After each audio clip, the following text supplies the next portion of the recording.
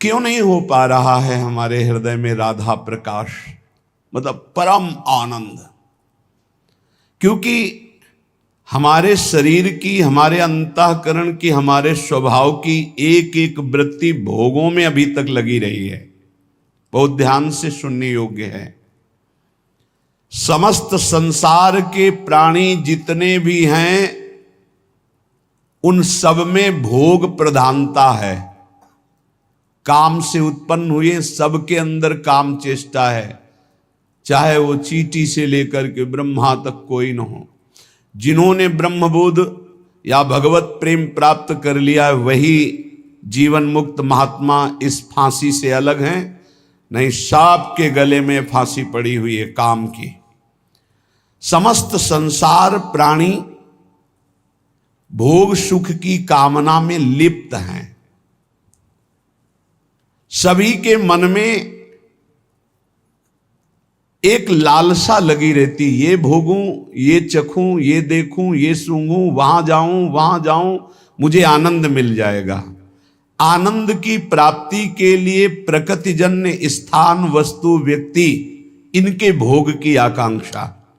बहुत ध्यान से समझिए, समस्त प्राणियों की रचना ही ऐसी है कि भोगाकर्षण इतनी जोर का है, देखना, सुनना, चखना, भोगना, स्पर्श करना, ये सब, यही पूरा चिंतन चलता रहता है रात दिन। क्या खाना है, कहां जाना है, क्या देखना है, क्या सुनना है, क्या भोगना है, क्या पाना है, क्या, बस यही चलता रहता है।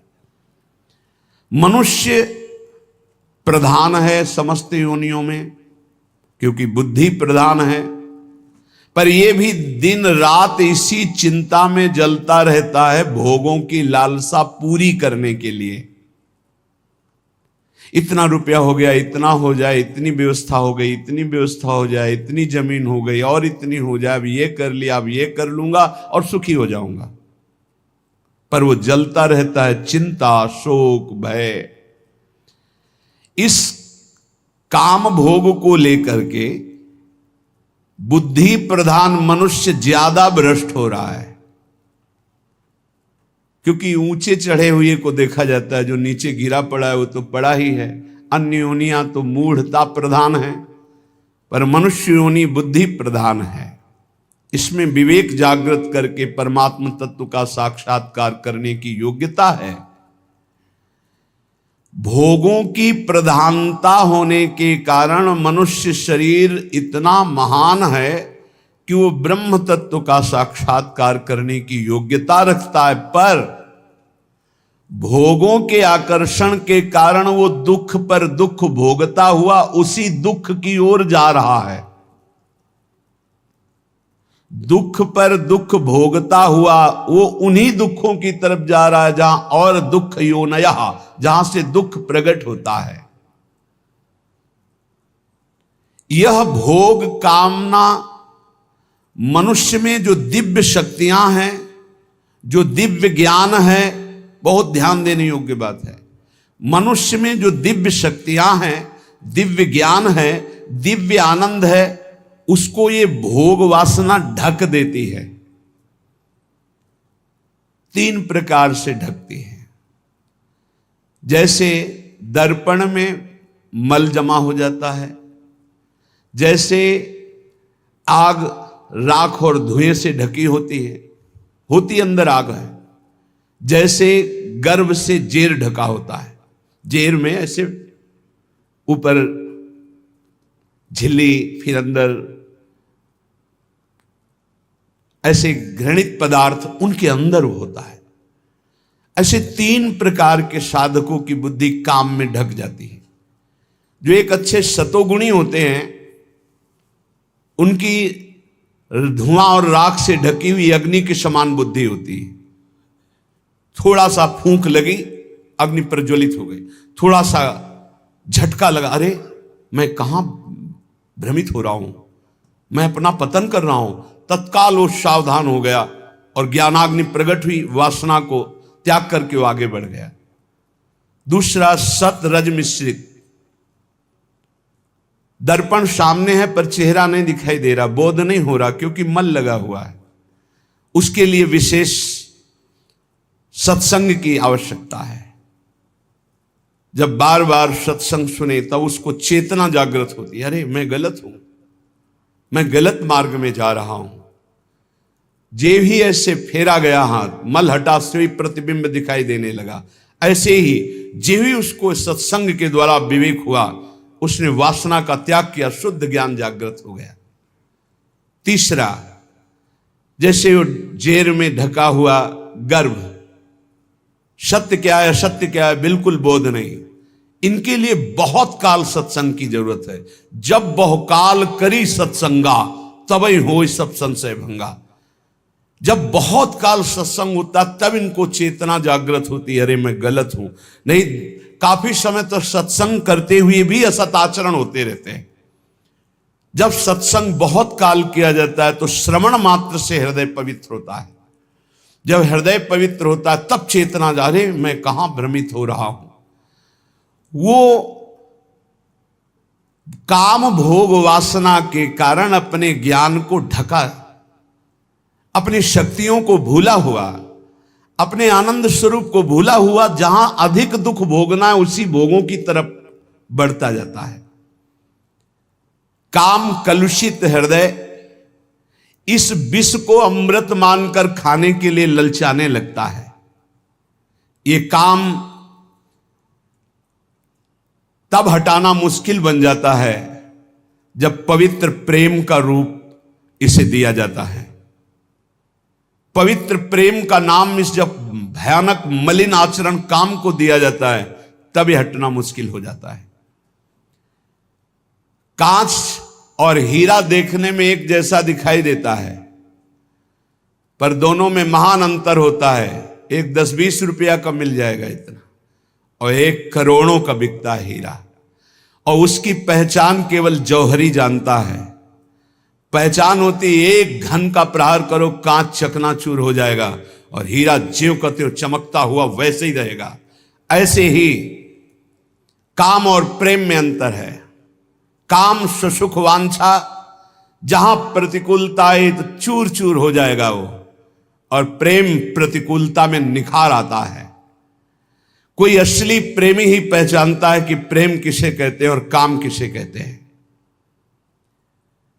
बिरले ही कोई होते हैं जो प्रेम को जानते नहीं तो काम को ही प्रेम मान लेते हैं।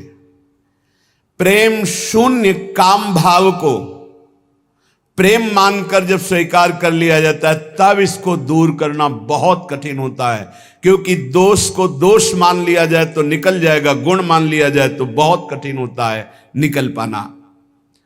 काम अंधा होता है, प्रेम निर्मल तेजोमय भास्कर के समान होता है। जैसे अंधा मनुष्य कम से कम अपने को तो जानता है, लेकिन कामांध पुरुष तो अपने को भी नहीं जानता कि मैं क्या करने जा रहा हूं, क्या कर रहा हूं, क्यों कर रहा हूं, इसका परिणाम क्या होगा, वो इसे नहीं जान पाता। कोआ मदांधो, अंधों में अंधा बड़ा कौन है? बोले मदना तुरोवा, जिसे काम व्याप्त कर लिया, अधीन कर लिया, सबसे बड़ा अंधा है, उसको कुछ नहीं दिखाई देता। कामांध मनुष्य अपने हित को भी नहीं जानता, इसलिए अंधों में बड़ा अंधा कामांध है।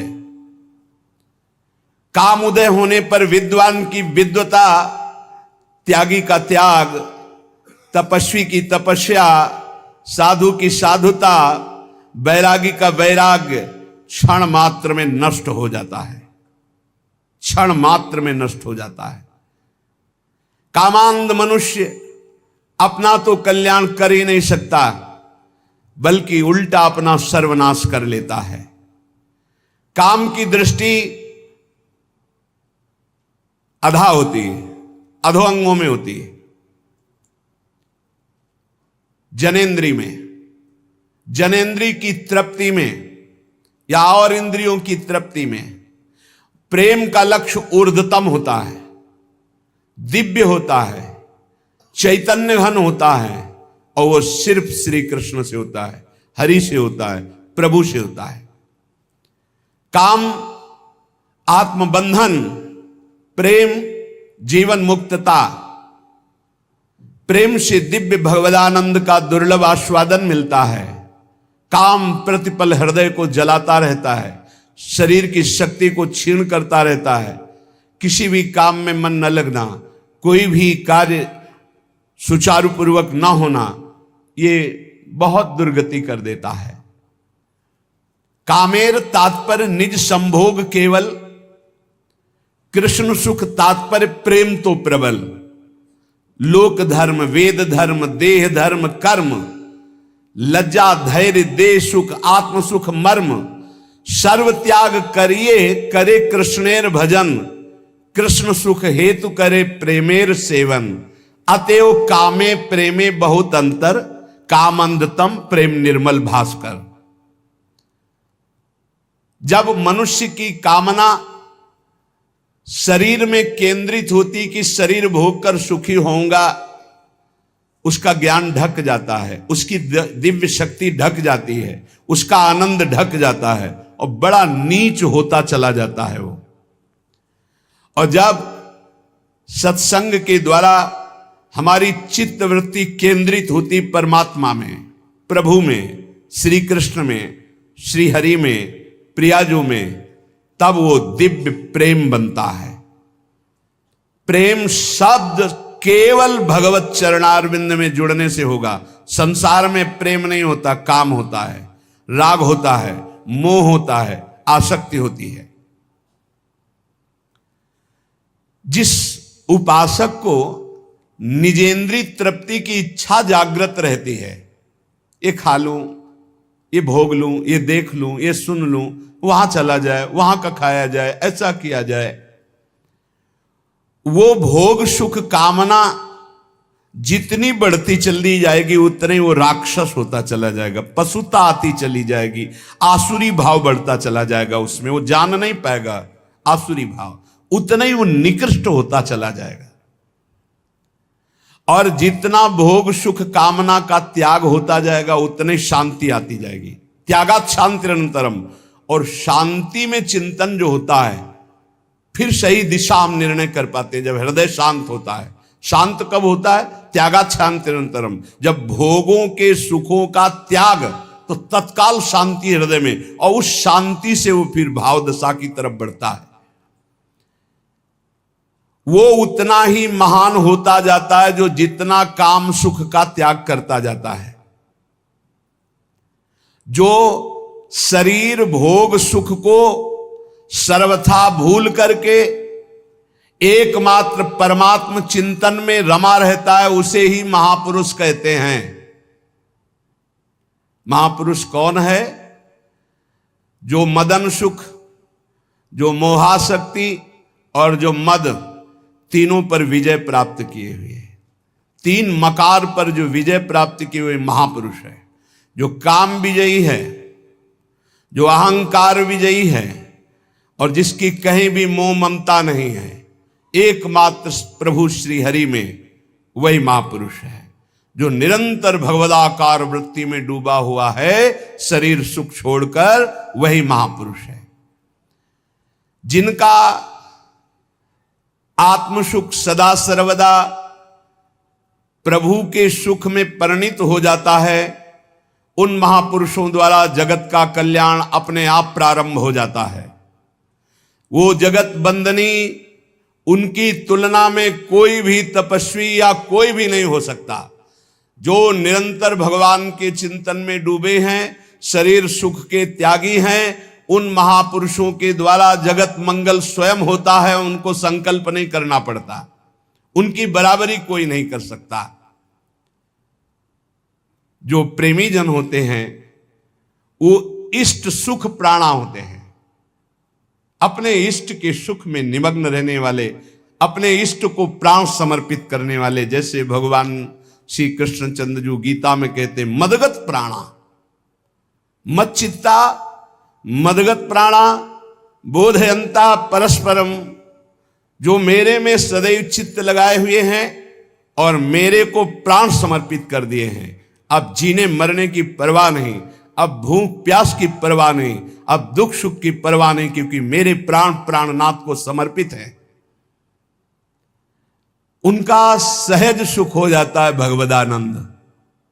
जैसे अभी सहज सुख है विषयानंद, हमारी वृत्तियां सहज में विषयानंद में जाती है, ऐसे उन महापुरुषों का सहज चिंतन, सहज आनंद भगवदानंद होता है।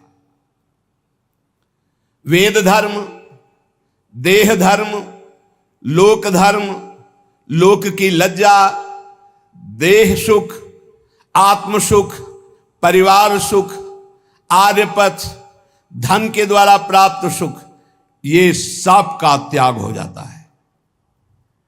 एकमात्र केवल प्रभु, अपने आराध्य देव, प्रिया प्रीतम, श्यामा श्याम। जब तक उपासक के हृदय में लोक की परवाह है, परलोक की परवाह है, वैदिक सिद्धांतों की परवाह है, भोग मोक्ष की परवाह है, तब तक अभी प्रेम रण क्षेत्र में वो नहीं उतरा। जो प्रेम क्षेत्र में उतरता है, न लाज तीन लोकन की, न वेद को कहो करे, न शंख भूत प्रेत की, न देव जच्छते डरे, सुने न कान और की, दृश्य न और इच्छना। जो अपने इष्ट देव के लिए सर्वस्व का त्याग करके, निज सुख का विस्मरण करके केवल इष्ट सुख में तन्मय हैं, उन्हीं को प्रेमी कहते हैं, उन्हीं को प्रेमी कहते हैं। इस शरीर सुखों को प्रेमी नहीं कहते। निज सुख कामना को जब प्रीति रस की उपाधि दी जाती है, तब वो मलिन हो जाती है। जहां निज सुख कामना, हे प्रभु मैं आपकी आराधना करता हूं, मेरा काम ये पूरा हो जाए, मेरी ये चाह पूरी हो जाए, मेरा ये मेरा ये मेरा ये, तो प्रभु तुम्हारे है ही नहीं। प्रभु से क्यों काम करवाने की बात कर रहे हो? अपने को प्रभु का प्रेमी कहलाते हो? बोले उपाधि मात्र है, प्रेम नहीं है। प्रेम निरुपाध ही होता है। प्रेम में मांग नहीं होती इस बात की मेरी ये बात पूरी हो जाए, क्योंकि मेरा शब्द तो गया प्रभु के पास। ये तन प्रभु का, मन प्रभु का, प्राण प्रभु का, परिवार प्रभु का, जगत प्रभु का, मेरे सिर्फ प्रभु, मेरे तो गिरधर गोपाल, दूसरों न कोई। जब आप ही मेरे हो तो आपसे क्या मांगना है? आप ही मेरे हो। तो प्रश्न बनता है, क्या ऐसे निरुपाधि प्रेमी में भगवत दर्शन की भी लालसा नहीं होती? क्या अपने इष्ट के दर्शन की चाह करना भी प्रेम में कलंक है या बाधा है? क्या उनकी सेवा सुख में निमग्न होना भी बाधा है? सेवा करते हुए सुखी होना, उनके दर्शन की चाह रखना, उनसे मिलन की आकांक्षा रखना, क्या यह भी प्रेम में बाधा है? बोले नहीं। तो इसमें फिर आ जाता है ना अपना सुख, कि प्रभु को देखकर मुझे सुख होता है, प्रभु की सेवा करके मुझे सुख होता है, तो हम तो सुख ले रहे हैं ना, तो तत्सुख कहां हुआ? बोले नहीं। बड़ा सूक्ष्म वर्णन किया है। जब उपासक उपासना में तन्मय होता है, तो उपास्य देव के मिलन की प्रबल आकांक्षा जगती है। ये उपासना का रंग है, और इसे कामना नहीं कहते, इसे कामना नहीं। प्रभु के मिलन की चाह बंदनीय है, और जगत की वस्तु व्यक्ति स्था की चाह ये निंदनीय, ये त्याज्य है, ये बंदनीय है। तो इसमें स्वसुख तो होता ही है, प्रभु को देखकर भक्त को सुख होता है, फिर हां होता है, पर उससे कई गुना बढ़कर प्रभु को सुख होता है। प्रभु को सुखी देखकर वो उपासक और सुख हुई होता है, या सुख की होड़ लगी रहती है, तत्सुख की होड़ लगी रहती है। एक हृदय में महान उल्लास, मेरे प्रभु कब मिलेंगे, कब मिलेंगे, इसे विरह कहते हैं। ये प्रेम का स्वरूप है। ये चाह अचाह स्थिति से भी ऊपर की है, अचाह स्थिति से ऊपर की स्थिति है। कब मिलोगे प्यारे, कब मिलोगे? मिले हुए भी बार बार मिलन में एक नवीन मिलन, एक नवीन मिलन की चाह। जब उपासक उपास्य देव को देखता है, तो उपास्य देव को देखने में जो उसे सुख होता है, उस सुख को देखकर उपास्य देव के हृदय जो आनंद समुद्र है उनमें उफान आता है। उनको सुखी देख करके उपासक का और सुख बढ़ता है। ये सुख बढ़ता ही रहता है निरंतर। उनका रूप लावण्य, इनकी प्यास जैसे जैसे बढ़ती वैसे वैसे रूप लावण्य बढ़ता है। ये कामना नहीं है, ये निष्कामता का फल है प्रेम। ये समुज्वल सुमधुर आनंद ज्योति प्रसरित उपासक जब अपने आराध्य देव को देखकर आनंदित होता है तो ये देखकर आराध्य देव और आनंदित होते हैं। आराध्य देव को आनंदित देखकर उपासक और आनंदित होता है। आनंद की वृद्धि अनंत काल तक चलती रहती है।